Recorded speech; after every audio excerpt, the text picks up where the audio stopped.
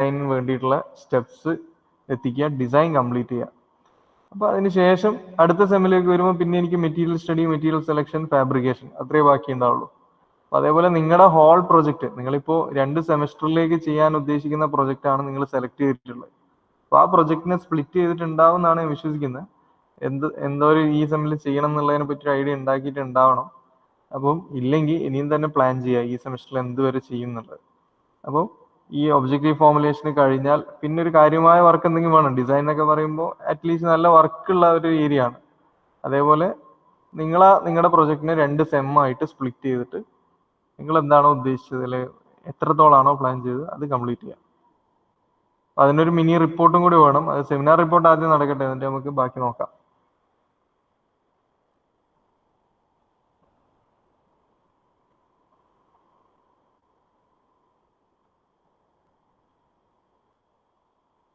Screen കാണാലോ അല്ലേ? Okay, നമുക്ക് ഒരു ക്വസ്റ്റ്യൻ പേപ്പർ വൈസ് നോക്കാം. Part A, compare the working of resolvers and synchros. Monday onwards നിങ്ങൾ എന്ത് ചെയ്യാന്ന് വെച്ചാൽ നമുക്ക് ഓരോ മൊഡ്യൂൾ വെച്ചിട്ട് ക്വസ്റ്റ്യൻ പേപ്പർ നോക്കാം. ഇന്നിപ്പോൾ ജസ്റ്റ് ഒരു ക്വസ്റ്റ്യൻ പേപ്പർ ഫുള്ള് നോക്കിയിട്ട് മൺഡേ ഓൺവേർഡ്സ് ബാക്കിയുള്ള ഒരു 5ഓളം ക്വസ്റ്റ്യൻ പേപ്പർ വരുന്നുണ്ട്. നമുക്ക് മൊഡ്യൂൾ 1, മൊഡ്യൂൾ 2 അങ്ങനെ ഓരോ ദിവസം ഓരോ മൊഡ്യൂൾ വെച്ച് സമയം കിട്ടുന്ന പോലെ നോക്കാം, സെമിനാർ ഇല്ലെങ്കിൽ. സോ മൺഡേ നിങ്ങൾ മൊഡ്യൂൾ 1 ഒന്ന് നല്ലപോലെ പ്രിപ്പയർ ചെയ്തിട്ട് വരിക. ഇത് നമുക്കൊരു റഫ് ലുക്ക് നോക്കാം. Compare the working of resolvers and synchros. റിസോൾവറും സിങ്ക്രോയും എവിടെ വരുന്ന അറിയോ? ഫസ്റ്റ് മൊഡ്യൂളിൽ ലാസ്റ്റ് പാർട്ടിൽ നമ്മൾ പഠിച്ചാണല്ലേ. രണ്ടും ഉപയോഗിക്കുന്നത് ആംഗുലാർ പൊസിഷൻ മെഷർമെന്റിന് വേണ്ടിയിട്ടാണ് റിസോൾവേഴ്സും സിങ്ക്രോസും യൂസ് ചെയ്യുന്നത്. ബട്ട് അതിന്റെ കൺസ്ട്രക്ഷണൽ ഫീച്ചേഴ്സും വർക്കിംഗ് ഫീച്ചേഴ്സും ഡിഫറെൻ്റ് ആണ് അല്ലേ. ഒന്നൊരു പിന്നെ മോട്ടോർ ലൈക്ക് എലമെന്റ് ആണ്, പിന്നെ അല്ലേ ഓർക്കല്ലോ ഒരു 120 ഡിഗ്രി ഈച്ചിൽ 3 പോൾസും. ആ ഫിഗർ രണ്ടിനും ഫിഗർ ഒരു ഡിഫറൻസ് ആണ്. ഡിഫറൻസ് എഴുതാൻ വേണ്ടി സിങ്ക്രോ റിസോൾവറിന്റെ ഡിഫറൻസ് എഴുതാൻ വേണ്ടി പിന്നെ റിപ്പീറ്റഡ് ആയിട്ട് ചോദിച്ചുകൊണ്ടിരിക്കുന്ന ക്വസ്റ്റ്യൻസ് ആണ്. ഒന്നുകിൽ ഡിഫറൻഷിയേറ്റ് എന്ന് പറഞ്ഞു വെച്ചിട്ടുണ്ട്, കമ്പയർ എന്ന് വെച്ചിട്ടുണ്ട്, ഇനി അല്ലെങ്കിൽ ഇതിൽ ഏതെങ്കിലും ഒന്നിന്റെ മാത്രം പേര് വെച്ചിട്ട് എക്സ്പ്ലെയിൻ ചെയ്യാനും ചോദിച്ചിട്ടുണ്ട്. ഇപ്പോൾ റിസോൾവർ സിങ്ക്രോയിൽ ഏറ്റവും പ്രധാനപ്പെട്ട ഒരു ഡിഫറൻസ് എന്ന് പറയുന്നത് അതിന്റെ കൺസ്ട്രക്ഷണൽ ഫീച്ചേഴ്സ് ആണ്, ദെൻ വർക്കിംഗ് ആണ്, പിന്നെ ആ ഫിഗർ, അതിന്റെ ഡെഫിനിഷൻസ്. അത്ര എഴുതിയാൽ തന്നെ മാർക്കായി. അപ്പം ഇത് ലാസ്റ്റില് ഫസ്റ്റ് മൊഡ്യൂളിലെ ലാസ്റ്റ് പാർട്ടിൽ ആംഗുലാർ പൊസിഷൻസ് മെഷർ ചെയ്യാൻ റൊട്ടേഷണൽ ബോഡിയുള്ള അല്ലെങ്കിൽ റൊട്ടേഷനുള്ള എലമെന്റ്സിന്റെ ഒക്കെ ആംഗുലാർ പൊസിഷൻ മെഷർമെന്റിന് വേണ്ടിയിട്ട് ഉപയോഗിക്കുന്ന മെക്കാട്രോണിക് സെൻസർ ആണ് resolver and synchros. Then suggest 2 applications of Hall effect sensor in mechatronic system. Hall effect എന്തായിരുന്നു? ഹോൾ എഫക്റ്റും റിപ്പീറ്റഡ് ക്വസ്റ്റ്യൻ ആണ്. ഹോൾ എഫക്ട്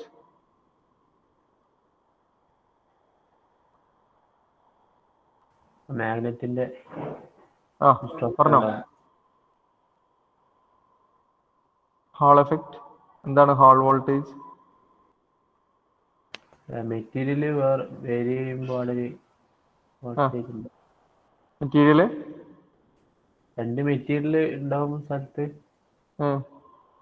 അതൊരു മാഗ്നറ്റിക് ഫീൽഡ് ഉണ്ടെങ്കിൽ അവിടെ ഒരു വോൾട്ടേജ് ഉണ്ടാകുന്നില്ല.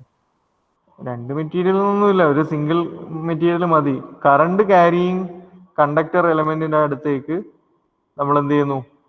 കറണ്ടിന്റെ ഡയറക്ഷന് പെർപെൻഡിക്കുലർ ആയിട്ട് മാഗ്നറ്റിക് പോൾസ് സപ്ലൈ ചെയ്യുമ്പോൾ അല്ലെ, ഒരു പ്ലേറ്റ്, ആ പ്ലേറ്റിൽ കറണ്ട് പാസ് ചെയ്യാന്ന് പറഞ്ഞാൽ പ്ലേറ്റിന്റെ ഒരു എൻഡിൽ നിന്നും മറ്റേ എൻഡിലേക്ക് ഇലക്ട്രോൺസ് മൂവ് ചെയ്യുന്നുണ്ട്. ഓക്കെ, ഇതിന്റെ ടോപ്പിൽ നിന്ന് ഞാൻ ഒരു മാഗ്നറ്റിക് ഫീൽഡ് അല്ലെങ്കിൽ ഒരു മാഗ്നറ്റ് ഇതിന്റെ അടുത്തേക്ക് കൊണ്ടുവെക്കുമ്പോൾ ഇലക്ട്രോൺസിന്റെ പാസേജ്, ആ സ്ട്രെയിറ്റ് ലൈൻ പാസേജിനൊരു ഒബ്സ്ട്രക്ഷൻ വരും അല്ലെ. സൈഡിലേക്ക് ഇലക്ട്രോൺസ് മൂവ് ചെയ്യും, ഒരു സൈഡിലേക്ക്, പ്ലേറ്റിന്റെ ഒരു സൈഡിലേക്ക് മൂവ് ചെയ്യും. ഇപ്പോൾ പ്ലേറ്റിന്റെ ഒരു സൈഡ് നെഗറ്റീവും മറ്റേ സൈഡ് പോസിറ്റീവും, ഒരു പുതിയൊരു വോൾട്ടേജ് ജനറേറ്റ് ചെയ്യും. That's voltage is called as Hall voltage. അത് മാഗ്നിറ്റ്യൂഡ് നോക്കുകയാണെങ്കിൽ വളരെ ചെറുതായിരിക്കും. Okay, then describe the term hysteresis error and non linearity error. Hysteresis എററും നോൺ ലീനിയാരിറ്റി എററും. ഹിസ്റ്ററിസിസ് എന്താണെന്ന് നമുക്കറിയാം. നമ്മളൊരു ഇൻപുട്ട് കൊടുക്കുമ്പോൾ നമുക്കൊരു ഔട്ട്പുട്ട് കിട്ടും അല്ലെ. നമ്മളിപ്പോൾ മാഗ്നറ്റിസത്തിന്റെ കേസിലൊക്കെ ഹിസ്റ്ററിസിസ് പഠിച്ചിട്ടുണ്ട്. അതായത് മാഗ്നറ്റൈസിങ് ഫോഴ്സ് കൂട്ടുമ്പോൾ മാഗ്നറ്റിക് ഫ്ലക്സ് ഡെൻസിറ്റി കൂടി കൂടി വരും.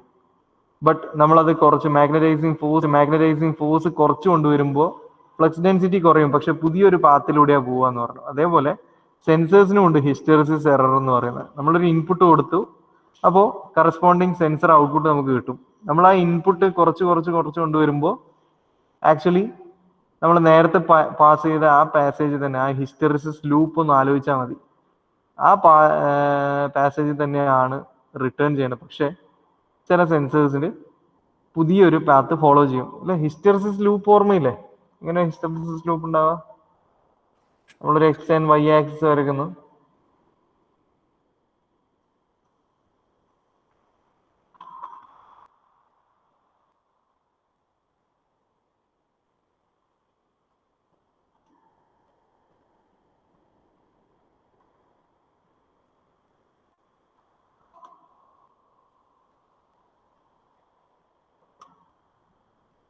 ഓക്കെ, ഞാനൊരു സെൻസറിന്റെ ഇൻപുട്ട് ഔട്ട്പുട്ട് ക്യാരിയാണ് കാണിക്കുന്നത്. അപ്പൊ ഇപ്പൊ ഇൻപുട്ട് ഒന്നുമില്ല, 0 ആണ്, ഔട്ട്പുട്ട് 0 ആണ്. ഞാനൊരു ഇൻപുട്ട് കൊടുക്കുമ്പോൾ റെസ്പോണ്ടിങ് ഔട്ട്പുട്ട് ഇങ്ങനെ കിട്ടിക്കൊണ്ടേയിരിക്കും. ഓക്കെ, ഞാൻ ഇൻപുട്ട് ഇവിടെ ഔട്ട്പുട്ട് ആണെന്ന് കിട്ടിയോ. സെൻസറിന്റെ കേസാണ് പറയുന്നത്. ഞാൻ സെൻസറിൽ ഒരു ഇൻപുട്ട് സ്റ്റിമുലി കൊടുക്കുമ്പോൾ കറസ്പോണ്ടിങ് ഔട്ട്പുട്ട് എനിക്ക് ഈ ഒരു പാസേജിൽ അല്ലെങ്കിൽ ഈ ഒരു മാനറിൽ കിട്ടി. ഇനി ഞാൻ ഈ ഇൻപുട്ടിനെ കുറച്ച് കൊണ്ടുവരുമ്പോൾ ആക്ച്വലി നമുക്ക് എന്താ വേണ്ടത്, ഇതേപോലെ തന്നെ തിരിച്ച് 0യിലേക്ക് വരണം. പക്ഷെ ഞാൻ ഇൻപുട്ട് കുറച്ച് കൊണ്ടുവരുമ്പോൾ ഈ ഔട്ട്പുട്ട് കുറഞ്ഞു വരുന്നത് വേറെ ഒരു രീതിയിലാണ്. ഓക്കെ, എന്നിട്ട് ഇൻപുട്ട് ഞാൻ 0 ആക്കിയപ്പോഴും ഔട്ട്പുട്ടിൽ ചെറിയൊരു ഡിഫ്ലക്ഷൻ കാണിക്കുന്നുണ്ട്, അല്ലെങ്കിൽ സെൻസർ റീഡ് ചെയ്യുന്നുണ്ട്. ഈ രീതിയിലുള്ള എററിനെയാണ് നമ്മൾ ഹിസ്റ്ററിസിസ് എറർ എന്ന് പറയുക. സോ എന്നോട് ചോദിച്ചിട്ടുണ്ടായിരുന്നത് ഹിസ്റ്ററിസിസ് എററും നോൺ ലീനിയാരിറ്റി എററും. ഇപ്പൊ ഹിസ്റ്ററിസിസ് എറർ എന്ന് പറഞ്ഞു കഴിഞ്ഞാൽ നമ്മളൊരു ഇൻപുട്ട് സപ്ലൈ ചെയ്യുമ്പോൾ കറസ്പോണ്ടിങ് ഔട്ട്പുട്ട് കിട്ടുകയും ഇൻപുട്ടിനെ നമ്മൾ റെഡ്യൂസ് ചെയ്യുമ്പോൾ ഒരു പുതിയ ഔട്ട്പുട്ട് വാല്യൂയിലേക്ക് അത് റീച്ച് ചെയ്യുന്നതാണ് ഹിസ്റ്ററിസിസ് എറർ. അതേപോലെ നോൺ ലീനിയാരിറ്റി എറർ നമ്മൾ പറഞ്ഞിട്ടുണ്ട്. ലീനിയാരിറ്റി എന്ന് പറയുന്നത് നമ്മൾ ഒരേ മെഷർമെന്റ് തന്നെ 2 or 3 തവണ ചെയ്ത് കഴിഞ്ഞാൽ സെയിം റിപ്പീറ്റഡ് ചെക്സിൽ നമുക്ക് സെയിം ഔട്ട്പുട്ട് തന്നെ കിട്ടണം. ഒരു ലീനിയർ ഓർഡറിൽ അല്ലെങ്കിൽ ഒരു ലീനിയാരിറ്റി ഫോം ചെയ്യണം. റിപ്പീറ്റബിലിറ്റി എന്ന് പറയുന്ന ഒരു ക്യാരക്ടറിസ്റ്റിക്സും കൂടി അതിന്റെ കൂടെ നമ്മൾ ആഡ് ചെയ്ത് പറഞ്ഞിട്ടുണ്ട്. അപ്പോൾ ആ ഒരു എറർ ചേഞ്ച് ആണ് ലീനിയാരിറ്റി എറർ വരുന്നത്. Then next one is differentiate between absolute and incremental encoders. First മോഡ്യൂളിൽ നമ്മൾ ഒരുപാട് സെൻസിങ് എലമെന്റുകൾ പഠിച്ചിട്ടുള്ളതിൽ ഏറ്റവും ഇമ്പോർട്ടന്റ് ആയിട്ടുള്ള ഒരു സെൻസർ ആണ് എൻകോഡർ വീൽസ് എന്ന് പറയുന്നത്. എൻകോഡർ വീൽസ് തന്നെ പിന്നെ അബ്സല്യൂട്ട്, ഗ്രേ കോഡഡ്, അതേപോലെ വേറൊരു ക്ലാസിഫിക്കേഷൻ നമ്മൾ പഠിച്ചിട്ടുണ്ട്. പിന്നെ എന്തായിരുന്നു, റോട്ടറി എൻകോഡേഴ്സും ലീനിയർ എൻകോഡേഴ്സും അല്ലെ. റോട്ടറി എൻകോഡറും ഉണ്ട്, ലീനിയർ എൻകോഡേഴ്സും ഉണ്ട്. റോട്ടറിനെ തന്നെ അതുപോലെ തന്നെ ബൈനറി കോഡഡ് എന്ന് പറഞ്ഞ് പഠിച്ചിട്ടുണ്ട്. അപ്പൊ ഈ എൻകോഡർ വീൽ എന്ന് പറയുന്നത് എന്തായാലും ഒരു ക്വസ്റ്റ്യൻ വരാൻ സാധ്യതയുള്ള ഏരിയ ആണ്. ഇപ്പൊ എൻകോഡർ വീൽ ഇപ്പം റോട്ടറി എൻകോഡേഴ്സ് ആണെങ്കിൽ എൻകോഡർ വീൽ എന്നാ പറയാം. എൻകോഡർ വീലിന്റെ ട്രാക്കിന്റെ എണ്ണവും അതേപോലെ റെസൊല്യൂഷനും തമ്മിലുള്ള ബന്ധം എന്താന്നുള്ളതും, അതേപോലെ റെസൊല്യൂഷൻ തന്നാൽ എത്ര ട്രാക്ക് വരണം എന്നുള്ള കാൽക്കുലേഷൻ, ഇതൊക്കെ നമ്മൾ പഠിച്ചിട്ടുണ്ട്. അപ്പൊ ആ ഏരിയയിൽ നിന്ന് ക്വസ്റ്റ്യൻസ് നിർബന്ധമായിട്ടും ഉണ്ടാവും. നിങ്ങൾ തിങ്കളാഴ്ചത്തേക്ക് ഫസ്റ്റ് മൊഡ്യൂൾ ഒന്ന് നല്ലപോലെ ഡീറ്റെയിൽ ആയിട്ട് പഠിക്കുക. പ്രത്യേകിച്ച് ഈ എൻകോഡേഴ്സ്, പിന്നെ റിസോൾവേഴ്സ്, സിംഗ്രോസ്, അതേപോലെ മറ്റ് സ്റ്റിമുലി മെഷർ ചെയ്യാനുള്ള ടെമ്പറേച്ചർ സെൻസേഴ്സ്, വെലോസിറ്റി സെൻസേഴ്സ്, അങ്ങനെയുള്ള സെൻസിങ് എലമെന്റ്സിനെ പറ്റി ഒന്ന് നോക്കുക. ഇവിടെ ഇപ്പം question number 2, differentiate between absolute and incremental encoders. Then explain the working of an optical absolute encoder, how the number of tracks and sectors of absolute encoder is related to the resolution of the encoder. അതായത് ട്രാക്കിന്റെ എണ്ണം കൂടുമ്പോൾ resolution എന്ന് പറഞ്ഞാൽ നമുക്ക് ആ ഒരു encoder wheel ഉപയോഗിച്ചുകൊണ്ട് അളക്കാൻ പറ്റുന്ന ഏറ്റവും ചെറിയ എമൗണ്ട് അല്ലെങ്കിൽ ഏറ്റവും ചെറിയ ആംഗുലാർ പൊസിഷൻ. അപ്പോൾ ഈ ട്രാക്കിന്റെ എണ്ണം കൂടുമ്പോൾ ഇതിന്റെ റെസൊല്യൂഷൻ അല്ലെങ്കിൽ ഇതിന്റെ ഒരു പിന്നെ പെർഫെക്ഷൻ എത്രമാത്രം, റീഡിംഗ് പെർഫെക്ഷൻ എത്രമാത്രം ചേഞ്ച് ആവുന്നുള്ളത്. നമ്പർ ഓഫ് ട്രാക്സ് കൂടുമ്പോൾ നമുക്കറിയാം റെസൊല്യൂഷൻ കൂടുക ചെയ്യുക. ഇനി റെസൊല്യൂഷൻ തന്നാൽ നിങ്ങൾക്ക് എങ്ങനെ എത്ര നമ്പർ ഓഫ് ട്രാക്സ് ഉണ്ട് ആ വീലിൽ എന്നുള്ളതൊക്കെ കണ്ടുപിടിക്കാൻ നമ്മളിൽ ഇക്വേഷൻസ് ഒക്കെ ഉണ്ട്.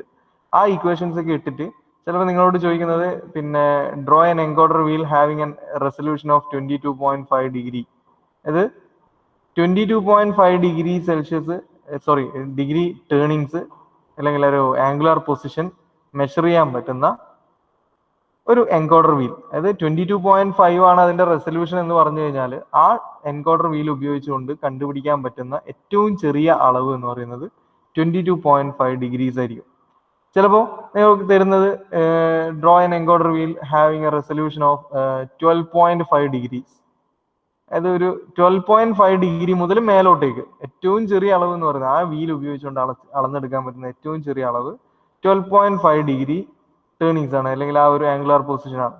സോ അങ്ങനെ റെസൊല്യൂഷൻ തന്നാൽ നിങ്ങൾക്ക് ഈ ഒരു വീല് വരയ്ക്കണമെങ്കിൽ വെറുതെ ഒരു സർക്കിളും കുറെ ട്രാക്കും വരയ്ക്കാൻ പറ്റില്ല. ഈ റെസൊല്യൂഷനും ട്രാക്കിന്റെ എണ്ണവും, ട്രാക്കിന്റെ എണ്ണം എന്ന് പറഞ്ഞാൽ ഒരു ഡിസ്കിനകത്ത് വരുന്ന സ്ലോട്ടുകളുടെ എണ്ണം അല്ലേ. ഒരു ഡിസ്ക് വരയ്ക്കുകയാണെങ്കിൽ അതറിയാം, എൻകോഡർ വീൽ എന്ന് പറഞ്ഞാൽ ഒരു സ്ലോട്ടഡ് ഡിസ്ക് ആണ് അല്ലേ. ഇപ്പോൾ നിങ്ങൾക്ക് തന്നത് 22.5 ഡിഗ്രി റെസൊല്യൂഷനുള്ള പിന്നെ എൻകോഡർ വീൽ വരയ്ക്കണം എന്ന് പറഞ്ഞാൽ വെറുതെ ഇതേപോലെ ഒരു വട്ടവും ഇതിൽ കുറെ ട്രാക്ക്, ഇത് കോൺസെൻട്രിക് ആയിരിക്കുമേ, മൗസ് വെച്ച് വരയ്ക്കുന്നതുകൊണ്ടാണ്. ഇതേപോലെ 1, 2, 3 ട്രാക്സ് വെറുതെ വരയ്ക്കുന്നതല്ല, ഈ ഇതിനകത്ത് വരുന്ന ട്രാക്കുകളുടെ എണ്ണവും ഇതിന്റെ റെസൊല്യൂഷനും തമ്മിൽ ബന്ധമുണ്ട്. ആ ബന്ധം നിങ്ങൾക്ക് അറിയാമെന്ന് ചോദിക്കാൻ വേണ്ടിയിട്ടാണ് അങ്ങനത്തെ ക്വസ്റ്റ്യൻസ് ഇടുന്നത്. അപ്പോൾ റെസൊല്യൂഷൻ തന്ന ട്രാക്കിന്റെ എണ്ണം കണ്ടുപിടിക്കല്, അല്ലെ ട്രാക്കിന്റെ എണ്ണം തന്നിട്ട് ഇപ്പോൾ നിങ്ങളോട് പറയുന്ന പിന്നെ find out the resolution of given rotary encoder എന്ന് പറഞ്ഞിട്ട് ഒരു എൻകോഡറിന്റെ ഫിഗർ വരുന്നു. അതിൽ നമുക്ക് എണ്ണിയപ്പോൾ മനസ്സിലായത് 4 ട്രാക്ക് ഉണ്ട്. 4 ട്രാക്ക് ഉണ്ടെങ്കിൽ അതിന്റെ റെസൊല്യൂഷൻ എത്രയായിരിക്കും എന്നുള്ള അറിയണമെങ്കിൽ ഈ റെസൊല്യൂഷനും നമ്പർ ഓഫ് ട്രാക്സും തമ്മിലുള്ള റിലേഷൻ അറിഞ്ഞിരിക്കണം. സോ ഇങ്ങനെ ചോദിച്ചിട്ടുണ്ട്, how the number of tracks, ഇവിടെ തിയറിയാണ് ചോദിച്ചത്, നമ്പർ ഓഫ് ട്രാക്സും അതേപോലെ ഇതിന്റെ റെസൊല്യൂഷൻ തമ്മിൽ എങ്ങനെയാണ് ബന്ധം.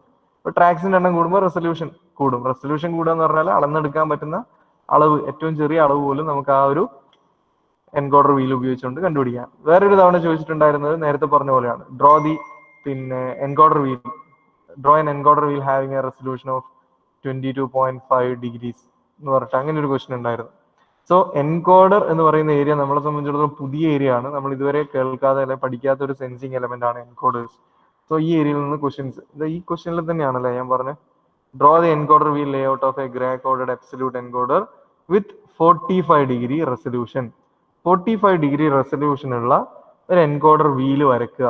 അപ്പോൾ ഈ ഡിഗ്രിയും വീലിന്റെ ട്രാക്കിന്റെ എണ്ണവും തമ്മിലുള്ള, അല്ലെങ്കിൽ റെസൊല്യൂഷനും ട്രാക്കിന്റെ എണ്ണവും തമ്മിലുള്ള ബന്ധം അറിഞ്ഞാൽ മാത്രമേ ഇത് വരയ്ക്കാൻ പറ്റുള്ളൂ. Then question number 3 from module 2, explain the working of A double acting hydraulic actuator. Actuator എന്ന് പറഞ്ഞാൽ നമുക്കറിയാം ഉദ്ദേശിക്കുന്നുണ്ടാകും. ഇപ്പൊ ഡബിൾ ആക്ടിംഗ് സിലിണ്ടറിന്റെ വർക്കിംഗ് എക്സ്പ്ലെയിൻ ചെയ്യാം. ഇപ്പൊ ഡബിൾ ആക്ടിംഗ് സിലിണ്ടറിന് 2 പോർട്ട് ഉണ്ടാവും അല്ലെ, 2 പോർട്ട് ഉണ്ടാവും. അപ്പൊ നമ്മളൊരു ഫിഗർ ഒക്കെ വരച്ച് ഡബിൾ ആക്ടിംഗ് സിലിണ്ടറിന്റെ എക്സ്പാൻഷനും അതേപോലെ കോൺട്രാക്ഷനും കൃത്യമായിട്ട് നമ്മളൊരു വാൽവ് ഒക്കെ വെച്ചിട്ടാണ് ആ ഒരു എക്സ്പാൻഷൻ കോൺട്രാക്ഷൻ അഡ്ജസ്റ്റ് ചെയ്യുക. അപ്പോൾ ഫിഗർ വരച്ചിട്ട് എക്സ്പ്ലെയിൻ ചെയ്യുക. സിമ്പിൾ ക്വസ്റ്റ്യൻ ആണ്. Then why cushioning is necessary for pneumatic actuators. Cushioning എന്തായിരുന്നു?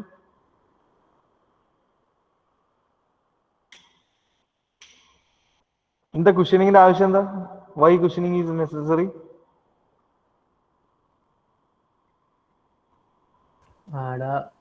Shock work. ഇമ്പാക്ട് ഉണ്ടാവും ആരൊക്കെ തമ്മിൽ? വോൾസ് പിസ്റ്റണും. നമ്മളെ പിന്നെ സിലിണ്ടർ അല്ലെങ്കിൽ പിസ്റ്റൺ സിലിണ്ടർ അറേഞ്ച്മെന്റ് അല്ലെ ആക്ച്വേറ്റർ എന്ന് പറഞ്ഞു കഴിഞ്ഞാൽ നമ്മൾ പഠിച്ചേക്കുന്നത് പിസ്റ്റൺ സിലിണ്ടർ അറേഞ്ച്മെന്റ് ആണ്. അത് സിംഗിൾ ആക്ടിങ്ങും ഉണ്ട് ഡബിൾ ആക്ടിങ്ങും ഉണ്ട് എന്നൊക്കെ പറഞ്ഞ് പഠിച്ചിട്ടുണ്ട്. ഞാനിപ്പോ വെറുതെ ഒരു പിസ്റ്റൺ സിലിണ്ടർ അറേഞ്ച്മെന്റ് വരയ്ക്കാണ്. ഇതിനുള്ളിൽ ഇപ്പൊ ഒരു പിസ്റ്റൺ ഉണ്ടല്ലേ. ഞാൻ സഡൻ ലോഡ് ഞാൻ ഈ പിസ്റ്റണിലേക്ക് പുറത്തുനിന്ന് ഒരു ഹൈ പ്രഷർ ഫ്ലൂയിഡ് ഇങ്ങോട്ടേക്ക് വരുമ്പോൾ ഈ പിസ്റ്റൺ എന്ത് ചെയ്യും? ഇവിടെ നിന്ന് ഇങ്ങോട്ടേക്ക് മൂവ് ചെയ്യല്ലേ. ഇവിടെ ഹൈ പ്രഷർ അപ്ലൈ ചെയ്യുന്നതിനനുസരിച്ചിട്ട് ഈ പിസ്റ്റൺ വന്നിട്ട് ഈ സിലിണ്ടർ വാളിൽ ഇവിടെ വന്നിട്ട് ഇമ്പാക്ട് ഉണ്ടാകും, ഒരു ഷോക്ക് ഉണ്ടാവും അല്ലെ, വന്ന് ഹിറ്റ് ചെയ്യും. അതേപോലെ അടുത്ത മോഡലിൽ ഞാൻ ഇവിടുന്ന് ഒരു ഹൈ പ്രഷർ ഇങ്ങോട്ടേക്ക് കൊടുക്കുമ്പോൾ ഈ പിസ്റ്റൺ തിരിച്ച് ഇതേപോലെ പോയിട്ട് ഈ ബാക്ക് വാൾ, ഈ പിസ്റ്റൺ നമ്മുടെ സിലിണ്ടറിന്റെ ഈ ഓപ്പണിംഗ് സൈഡിലുള്ള അല്ലെങ്കിൽ ഈ ഒരു സൈഡിൽ വന്നിട്ട് ഹിറ്റ് ചെയ്യും. ഇതിങ്ങനെ കണ്ടിന്യൂസ് ആയിട്ട് ഒരു സെക്കൻഡിൽ തന്നെ ഇഷ്ടംപോലെ റൊട്ടേഷൻ അല്ലെങ്കിൽ റെവല്യൂഷൻ ഇങ്ങനെ നടന്നുകൊണ്ടിരിക്കുകയാണ്. ഈ ഒരു സൈക്കിൾ കംപ്ലീറ്റ് ചെയ്യണം. അപ്പൊ ഇതിങ്ങനെ അപ്പുറത്തും ഇപ്പുറത്തും മുട്ടുമ്പോൾ നമ്മുടെ പിസ്റ്റൺ മെറ്റീരിയലിനും സിലിണ്ടർ വാളിനും അതുപോലെ തന്നെ നോയ്സ് ഇതേപോലെയുള്ള ഒരുപാട് പ്രശ്നങ്ങൾ ഉണ്ടാവും. അപ്പൊ അത് ഒഴിവാക്കാൻ വേണ്ടിയിട്ടാണ് നമ്മൾ കുഷ്യനിങ് എന്ന് പറയുന്ന എഫക്റ്റ് കൊടുക്കുന്നത് അല്ലെ. So why cushioning is necessary എന്ന് വെച്ച് കഴിഞ്ഞാൽ ഇവിടെ നമ്മുടെ ആക്ച്വേറ്റർ എലമെന്റിനകത്തുള്ള കുറെ പ്രശ്നങ്ങൾ ഒഴിവാക്കാൻ വേണ്ടി. എന്താണ്? ഒന്ന് ഡയറക്റ്റ് ഹിറ്റിംഗ് ആണ്, അതായത് പിസ്റ്റണും സിലിണ്ടർ വാൾ അല്ലെങ്കിൽ സിലിണ്ടറിന്റെ എൻഡ് ക്യാപ്സും തമ്മിലുള്ള ഡയറക്റ്റ് ഹിറ്റിംഗ് ഇമ്പാക്ട് ഒഴിവാക്കുകയാണ് എന്തിനാ ഒഴിവാക്കുന്നത് വെച്ചാൽ ഒന്ന് ഇതിന് മെറ്റീരിയൽസിന് ഡാമേജ് ഉണ്ടാവും, മാത്രമല്ല നോയ്സ് ഉണ്ടാവും, വൈബ്രേഷൻ ഉണ്ടാവും, ജേക്കിംഗ് ഉണ്ടാവും അല്ലെ. ഇതിങ്ങനെ പോയി അപ്പുറത്തും ഇപ്പുറത്തും മുട്ടിക്കൊണ്ടേയിരിക്കുമ്പോൾ നമ്മുടെ ആക്ച്വേറ്റർ അസംബ്ലി എന്ന് പറയുന്നത് ഒരു ജേക്കിംഗ് അല്ലെങ്കിൽ ഒരു വൈബ്രേഷൻ വരാനുള്ള സാധ്യതയുണ്ട്. സോ നമ്മുടെ സിസ്റ്റം സ്റ്റേബിൾ അല്ലാതായി മാറും. അപ്പോൾ ആ ഒരു പ്രശ്നം ഒഴിവാക്കാൻ വേണ്ടിയാണ് കുഷ്യനിങ് വെക്കുന്നത്. അപ്പൊ നമ്മൾ കുഷ്യനിങ് എങ്ങനെയാ ചെയ്യാന്നുള്ളതും കൂടി പറഞ്ഞിട്ടുണ്ട് അല്ലെ.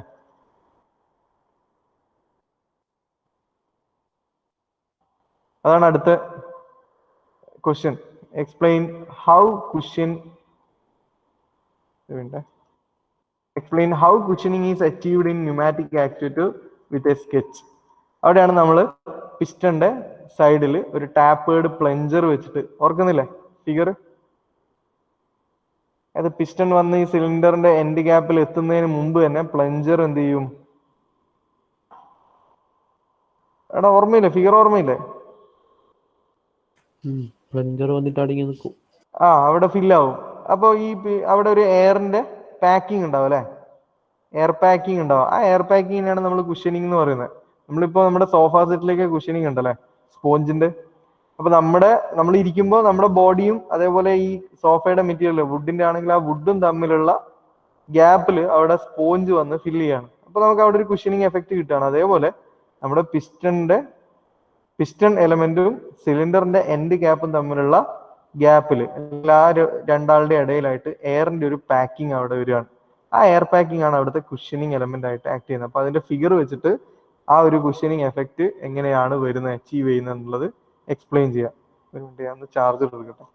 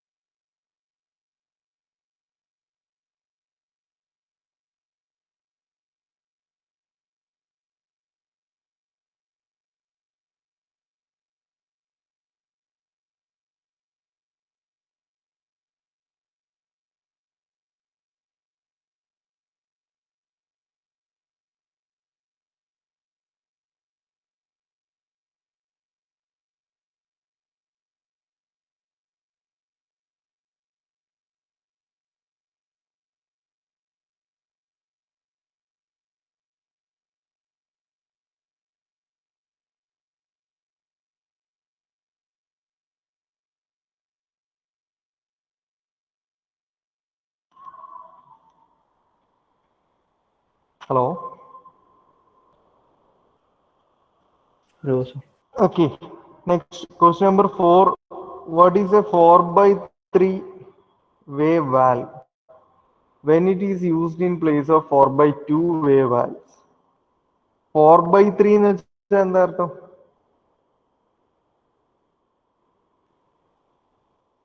4x3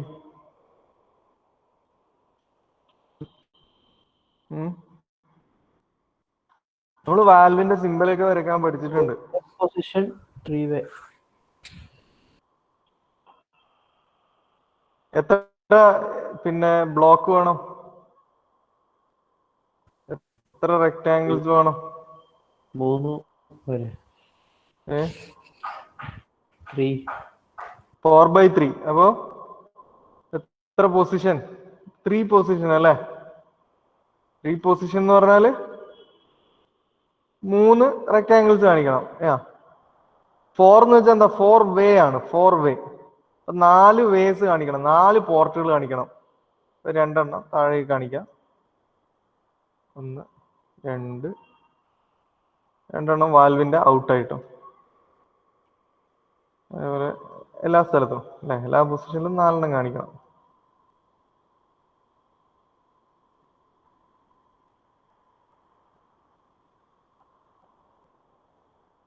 ഇതിനൊക്കെ പേരിടണം അല്ലെ. ഒന്നാമത്തെ ഒരു പ്രഷർ പോർട്ട് ഉണ്ടാവും, നമ്മളെ പ്രഷറൈസ്ഡ് ഫ്ലൂയിഡ് വരുന്ന പോർട്ട് ഉണ്ടാവും.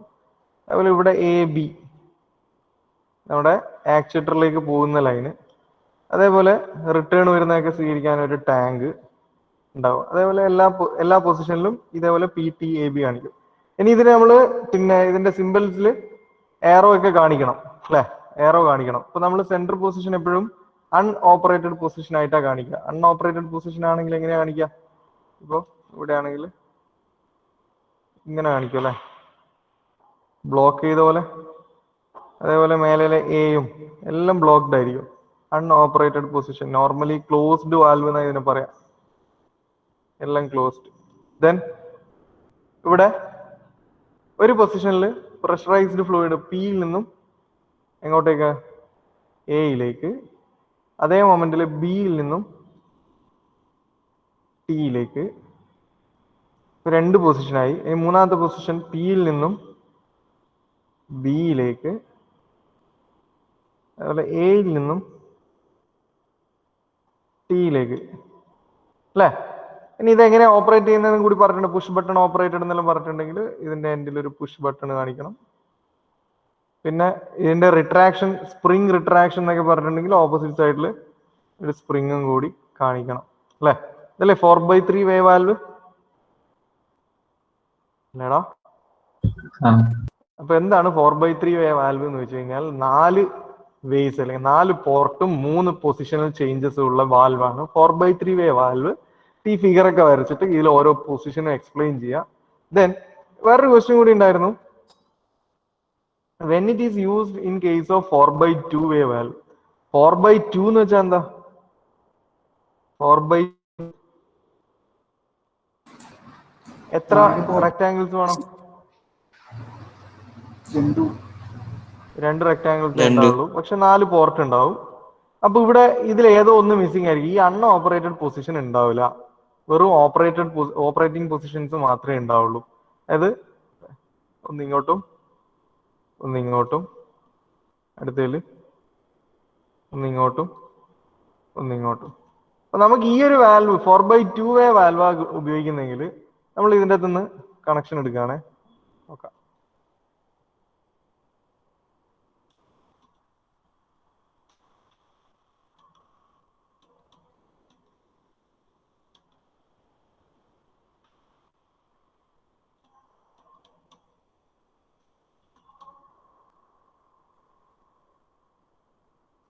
ഒരു മിനിറ്റ്. 4/2 വേ വാൽവ് വെച്ചിട്ട് നമ്മളൊരു പിസ്റ്റൺ സിലിണ്ടർ അറേഞ്ച്മെന്റിനെ ഓപ്പറേറ്റ് ചെയ്യുന്നതാണ് കാണിക്കുന്നത്. ഇതൊരു സിലിണ്ടർ പിസ്റ്റൺ, ഇതിന് ഒരു പോർട്ട് ഇവിടെ, ഒരു പോർട്ട് ഇവിടെ.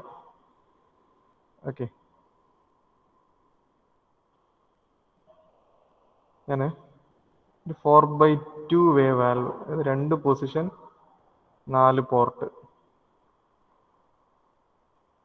ഇതിപ്പോ 2 പൊസിഷനായി. ഇവിടെ പ്രഷറൈസ്ഡ് ഫ്ലൂയിഡ് വരുന്ന ഒരു പോർട്ട്, ഇത് ടാങ്കിന്റെ പോർട്ട്, ഇത് പോർട്ട് എ ഞാൻ ഇവിടെ കണക്ട് ചെയ്തിട്ടുണ്ട്, പോർട്ട് ബി ഇവിടെ കണക്ട് ചെയ്തിട്ടുണ്ട്. 4/2 ആണെങ്കിൽ പ്രഷറൈസ്ഡ് ലൈനിൽ നിന്ന് നേരെ എയിലേക്ക് ഒരു ലൈൻ, അതേപോലെ ഈ ബി എന്ന് പറയുന്നത് എടുക്കുന്നത് നമ്മുടെ ടാങ്കിലേക്ക് ലൈൻ. ഓക്കെ, ഒന്നാമത്തെ പൊസിഷനിലേക്ക് ഇടുമ്പോൾ നമുക്കറിയാം പ്രഷറൈസ്ഡ് ഫ്ലൂയിഡ് വരുന്നു, പിസ്റ്റണിന്റെ ഈ ഭാഗത്തേക്ക് എത്തുന്നു, പിസ്റ്റൺ എന്ത് ചെയ്യുന്നു? പുറത്തേക്ക് ഇങ്ങനെ തള്ളുന്നു, എക്സ്പാൻഡ് ചെയ്യും അല്ലെ. അതേ സമയം കൂടി ഇതിലേ വന്നിട്ട് നമ്മുടെ ടാങ്കിലേക്ക് ഇറങ്ങി വരുന്നു അല്ലെ, നമ്മുടെ എയറോ പ്രകാരം. ഇനി ഈ പൊസിഷൻ മാറ്റി ഇപ്പുറത്ത് വേറൊരു പൊസിഷൻ ഉണ്ട്, ഇങ്ങനെ പ്രഷറൈസ്ഡ് ഫ്ലൂയിഡ് ഇപ്പുറത്തേക്ക്, അതായത് ഈ പൊസിഷൻ ഇവിടെ വരുമ്പോൾ പ്രഷറൈസ്ഡ് ഫ്ലൂയിഡ് ഇവിടുന്ന് ഇപ്പുറത്തേക്ക് വരും. അപ്പോൾ പിസ്റ്റൺ എന്താവും? എക്സ്പാൻഡ് ചെയ്ത പിസ്റ്റൺ, അതായത് പിസ്റ്റൺ ഇവിടെ വന്ന് നിന്നിട്ടുണ്ടായിരുന്നു, പിസ്റ്റൺ ഇങ്ങോട്ടേക്ക് വരും അല്ലെ, കോൺട്രാക്ട് ചെയ്യും. അപ്പൊ നമ്മൾ ഈ ഒരു 4/2 വേ വാൽവ് പൊസിഷൻ ചേഞ്ച് ചെയ്യുന്നതിനനുസരിച്ചിട്ട് ഇവിടെ റിപ്പീറ്റഡ് അല്ലെ കണ്ടിന്യൂസ് എക്സ്പാൻഷനും കണ്ടിന്യൂസ് റിട്രാക്ഷനും കിട്ടിക്കൊണ്ടേയിരിക്കും അല്ലെ. ഇത് 2 പൊസിഷനേ ഉള്ളൂ. നേരെ മറിച്ച് ഞാനിവിടെ 4/3 വേ വാൽവാണ് ഉപയോഗിക്കുന്നതെങ്കിൽ മൂന്നാമതൊരു പൊസിഷനും കൂടിയുണ്ട്, ഒരു അൺഓപ്പറേറ്റഡ് പൊസിഷൻ. അപ്പോൾ ഞാൻ പൊസിഷൻ 1 ഇട്ടാൽ എക്സ്പാൻഡ് ചെയ്യും, പൊസിഷൻ 2 ഇട്ടാൽ എക്സ്പാൻഡ് ചെയ്തെടുക്കുക തന്നെ നിൽക്കും അൺഓപ്പറേറ്റഡ് കണ്ടീഷൻ, പൊസിഷൻ 3 ഇട്ടാൽ റിട്രാക്ട് ചെയ്യും. അപ്പോൾ നമുക്ക് കണ്ടിന്യൂസ് അല്ല, അവിടെ ഒരു ഗ്യാപ്പ് വരുന്നുണ്ട് അല്ലേ, അല്ലെങ്കിൽ അവിടെ ഒരു റെസ്റ്റ് വരുന്നുണ്ട്, ഒരു അൺഓപ്പറേറ്റഡ് പൊസിഷനും കൂടി വരുന്നുണ്ട്. അപ്പൊ നമുക്ക് continuous reciprocation of piston cylinder, piston ആണ് നമുക്ക് ആവശ്യമെങ്കിൽ, അല്ലെ കണ്ടിന്യൂസ് പെർഫോമൻസ് ഓഫ് ആക്ച്വേറ്റർ ആണ് ആവശ്യമെങ്കിൽ, നമ്മൾ അവിടെ ഉപയോഗിക്കുന്ന വാൽവ് ഏതായിരിക്കും? ദാറ്റ് ഈസ് 4/2 വേ വാൽവ് അല്ലെ. പക്ഷെ ഒരു അൺഓപ്പറേറ്റഡ് പൊസിഷൻ നമുക്ക് അവിടെ ആവശ്യമില്ല, നമുക്ക് ഒന്നിക്ക് എക്സ്പാൻഡ് ചെയ്യുക, അത് കഴിഞ്ഞ അവിടെ കോൺട്രാക്ട് ചെയ്യുക. നേരെ മറിച്ച് നമുക്ക് ഒരു എക്സ്പാൻഷൻ, കുറച്ച് ടൈം ഡിലേ, ദെൻ റിട്രാക്ഷൻ, ആ ഒരു രീതിയിലാണെങ്കിൽ നമുക്ക് ഒരു അൺഓപ്പറേറ്റഡ് പൊസിഷനും കൂടി വേണം. അപ്പൊ അങ്ങനെയുള്ള കേസുകളിൽ ദാറ്റ് ഈസ് 4/3 വേ വാൽവ് അല്ലടാ.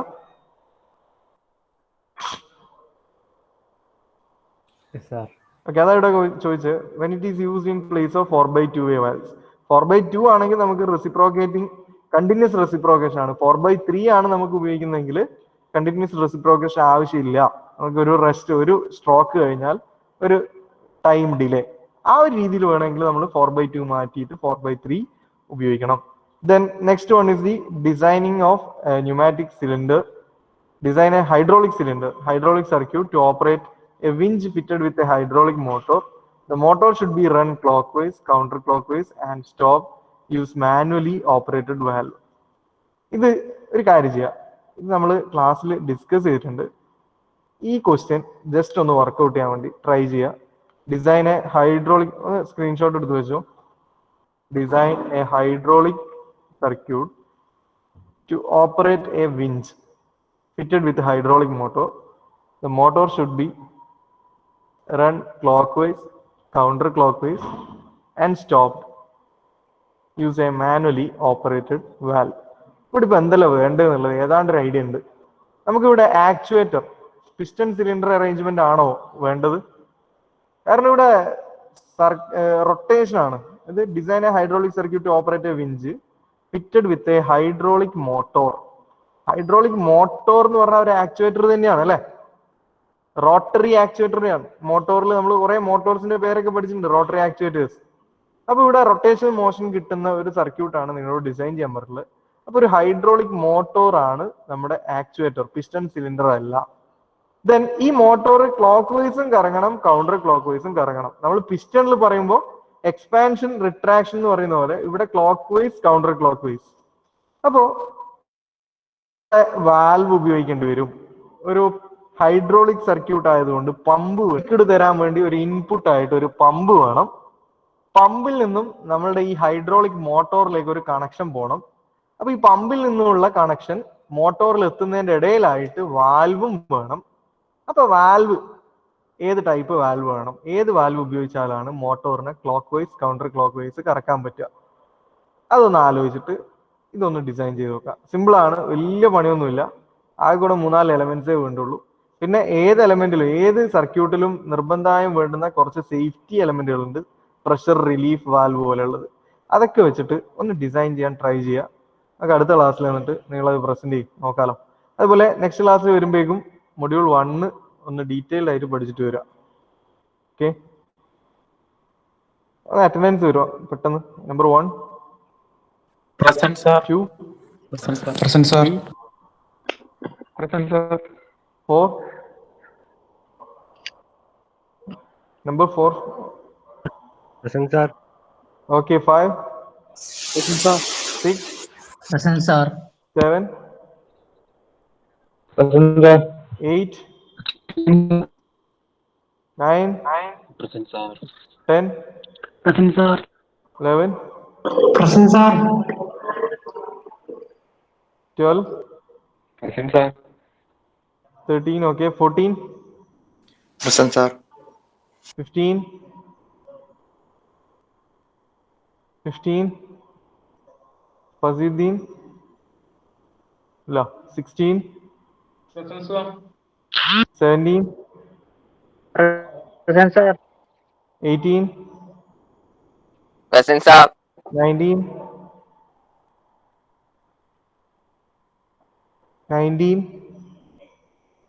20 Present, sir. 21 Present, sir. 22, Present, sir. 23, 23, 24, 24, no, 25,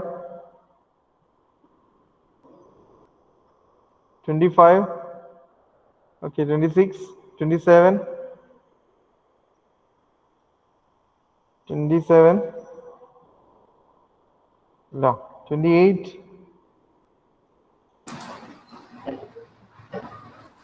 28, 28, 29, Sir, 29 present, sir. Vishnu K. 30, Present, sir. 31, Present, sir. 32, Present, sir. 33, Present, sir. 34, Present, sir.